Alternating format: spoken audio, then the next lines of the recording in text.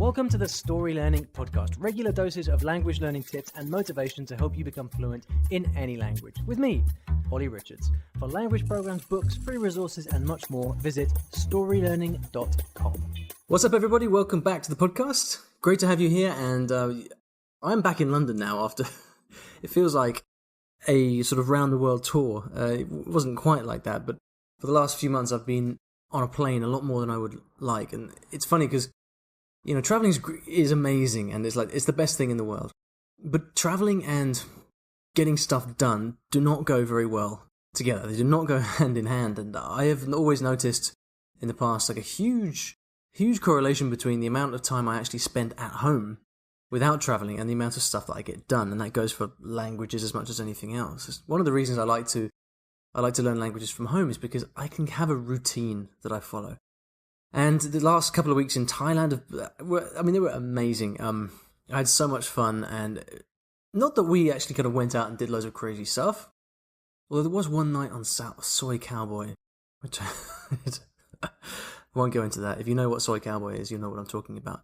But whereas in the past, what would get me most excited is the opportunity to travel and stuff. Now it's changing. Maybe it's because I'm getting older, but I feel more excited by the stuff that I can do myself and the things that I can learn and the people that I can meet.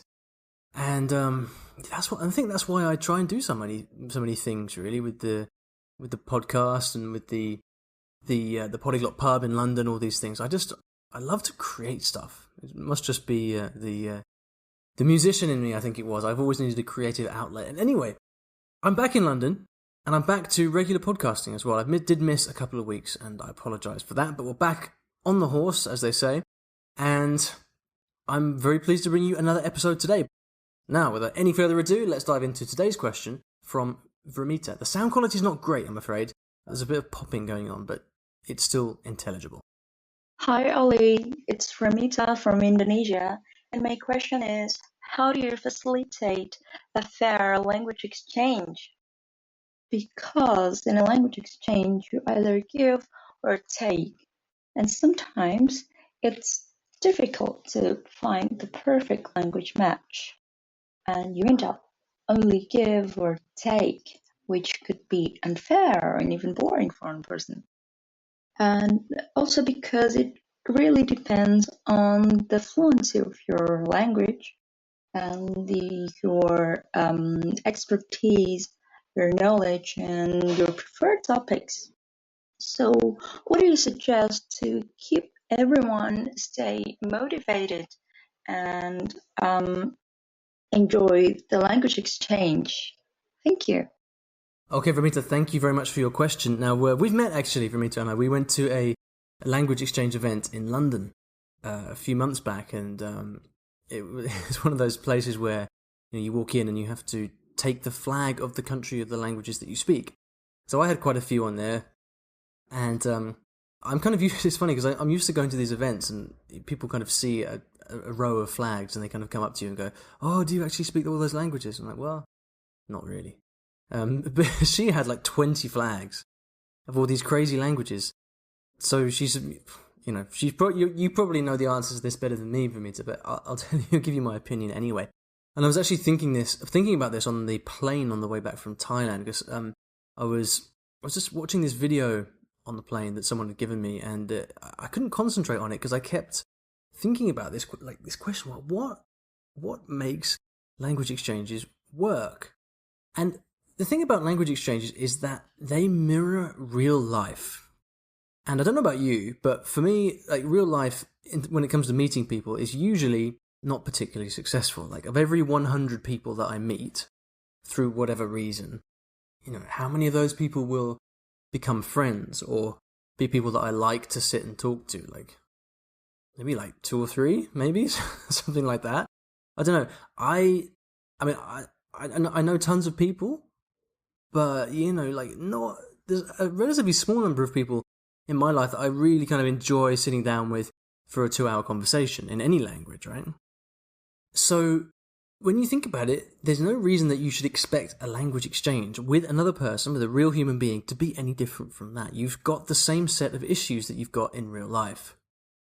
Now, most people that you meet for a language exchange, you may have met them online or at a language event or something like that. Statistically, most of them are not going to be a good match for you. You are not going to be friends. You can be civil and polite with each other, but you're probably not going to be, kindred spirits. And so what I've often found in the past, when I've done language exchanges before, is that, and I've done lots of them, I've done them for years, I've found that I've often had to meet 3, 4, 5, even more people in order to find that one person who really clicks. And it can be a bit of a brutal process, really, because especially, I did this quite a lot in Japan. I was really keen to do more speaking in Japan, and so I spent a lot of time looking for people to do language exchanges with. And I did find a couple of people in the end who were on the same page as me, but I had to, meet randomly quite a few people and then not see them again, and it was kind of a bit, I'm sure the feeling was mutual, but it's not a very, it's a bit of a uncool thing to have to go through, And then, I come back to London, and a good friend of mine here, Saori, who's Japanese, now, we've become good friends, and we often meet and just go for dinner, and we have a great time, and we talk usually for half the time in English and half the time in Japanese. Often we speak more Japanese than English. I don't know, it depends on the kind of mood that we're both in. But that's the weird thing, like having tried to meet tons of people in Japan and never really getting on with someone. I come back to London and I meet this great person here who I really enjoy spending time with. So it really is a lottery, and you've got to play the numbers in a way, and which just sounds horrible to boil it down to that, but that's what we're talking about. There are lots of people out there for a language exchange who will work for a short-term thing. You can meet them once or twice, but the real value for me in a language exchange is someone that you can meet for the long term and you can become friends with. But having said that, you don't need to be best friends in order to have a good language exchange. I've had great language exchanges before with people who I'm not naturally friends with, but, and here's the key, I think we both respected what the other person was trying to do and what they were going through. So, me, like being a language person, I can play along quite well, I think. I'm used to that. I know what the other person's going through. I can support them. Even if I don't like them, I can still do that. And when I've had these really successful ones in the past, they have really, the other person's understood what I'm going through. Usually because they're going through it themselves, which means they can be patient. They don't mind adapting and accommodating depending on what I need. Really, the least helpful kind of person is that person who will just keep talking as they normally do with you, whatever your struggles may be. Like that, it has a place, obviously, just to talk to normal people, but with a language exchange, you need the other person to play along. And so what I found to be really helpful is always to kind of set expectations. This is absolutely key. And what I do now is, before I meet anyone for a language exchange, I will message them back and forth. I would usually meet them on a site like conversationexchange.com or mylanguageexchange.com, something like that. And those two are particularly good. And I'll message them back and I'll say, hey, this is me. This is what I'm looking to do. Are you up for it?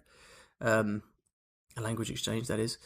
And assuming they say yes, then what I'll do is I'll message back a little bit more and I'll say that this is how I like to run my language exchanges. Typically, I like to have an hour in one language and then an hour in the other. That's rule number one. And I'll say, look, are you happy with this? Like, is this fine? I don't like to mix languages. I like to have them clearly separated. Are you happy to work like this? And usually, by the tone of the response, you can figure out if they are the right kind of person or not. Because if they message back and they say something like, "Yeah, that's cool. I like to do that as well. I'm serious about learning," that's a good sign.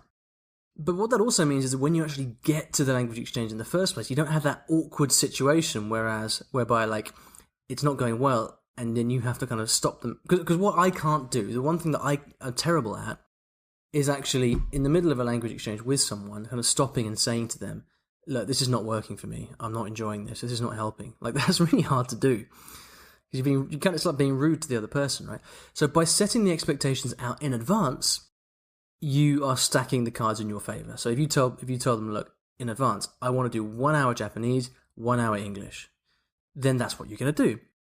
Now, what can also... So I just mentioned the fact that it's difficult to... One of the difficulties here is actually telling people what you really want, because it can be perceived as rude or whatever, right? So one trick that I have that helps me manage this is whatever happens in one language exchange, I generally won't say anything then and there. I'll wait till the next time.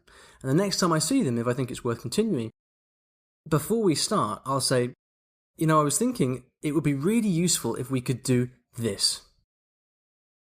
Just speak Japanese for an hour first, or vice versa. It would be really useful if we could do that. I'd like it if we could do that. And by doing that, the person doesn't directly link it to something that they've done. They're not going to take any offense by it. You're not going to create any awkwardness by doing that. And it just helps you to set expectations. And so the kind of things that I would typically tell them are, I want you to correct every mistake I make, or I don't want you to correct any mistakes I make. One of those two, usually. I might ask them, I'd like you to write down mistakes that I make. So I might say, for example, please don't correct me on the spot. I'd like to continue the conversation, but please write down the mistakes that I make, and we'll talk about them later. Or I might say, please only correct pronunciation, or whatever. I'll give them some kind of parameters for what I'm trying to work on. And it's easiest to do that at the start of the session so that they don't take any offense by that. Now, if after setting expectations for like how you're going to manage the time, and then after giving them some feedback on what you would like to do differently, if they still don't do it, and if you're still not getting along, well, listen, it's probably just not the right person for you, and in that case, I would simply move on and, no hard feelings, but it's just easier to try and find someone who's more on the same page than that person is. So, I hope that's helpful. The other thing I guess that I would do is, you should act as you would like the other person to act as well. So if you want the other person, for example, to take notes on your mistakes, then you should do that for them and lead by example. I think for a lot of people, language exchanges might be new to them. They might be doing it for the first time, So by bringing your experience to bear and say, look, let's try this, or just literally doing it, and for them to see that you're writing down mistakes or writing down notes and things like that, much more likely that they're going to start taking it seriously and reciprocate.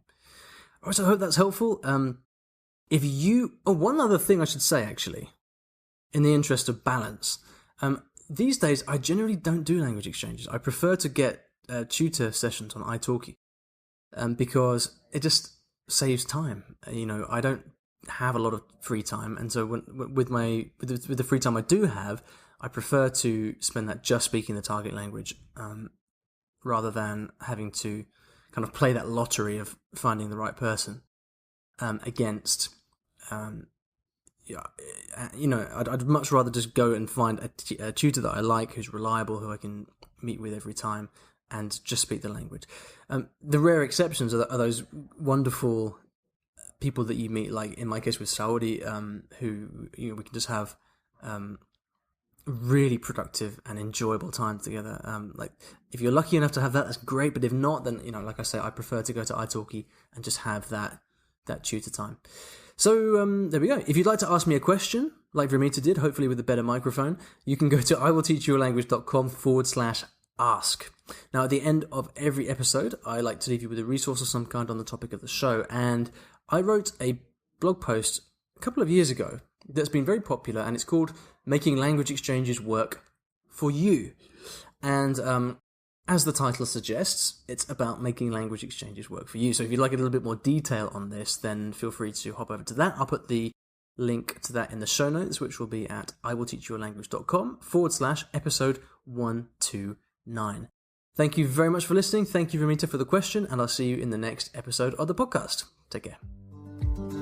Thanks for listening to today's episode, and in case you didn't already know, I teach languages in a rather unusual way through stories. Now, stories are a great way to learn a new language because when you're engrossed in a story, you remember things more easily, and the mechanics of the language just start clicking inside your brain. It's quite something, and if you'd like to find out how you can learn a new language or improve your skills in a language that you already know and do it with the power of stories, then you should check out my free Story Learning Kit, which will teach you exactly how this method works and how you can use it yourself to learn a new language. Visit storylearning.com/podkit. That's PODKIT to get free access. Inside, you'll find explanatory videos, masterclasses, worksheets, short stories to practice with, and much, much more. Once again, that is storylearning.com/podkit, PODKIT. And if you're lucky, you might also find a link in the podcast description or show notes of this episode.